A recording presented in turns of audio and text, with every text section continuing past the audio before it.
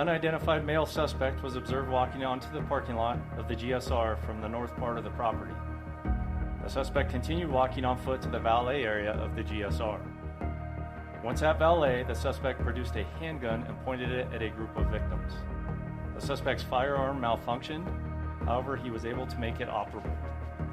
Once operable, the suspect fired multiple times at the group of victims at valet.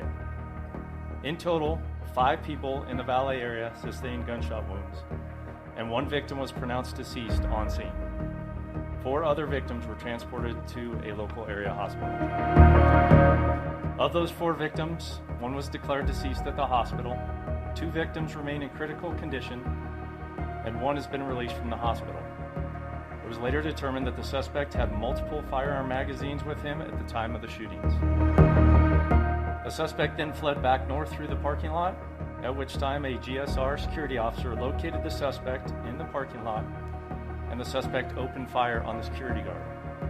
The security officer returned fire at the suspect. The suspect then continued fleeing north through the parking lot. Another victim was driving through the parking lot, and the suspect opened fire on this person, striking the victim. That victim was pronounced deceased on the scene.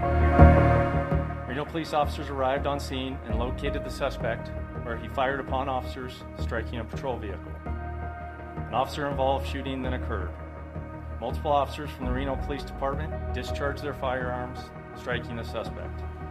The suspect was taken into custody and transported to a local area hospital, where he remains in critical condition. In total, 6 victims were shot. 3 of them are now deceased, 2 remain in critical condition, and 1 was released. At this time, we have no reason to believe there is a connection between any of the victims and the suspect, and we have no known motive by the suspect.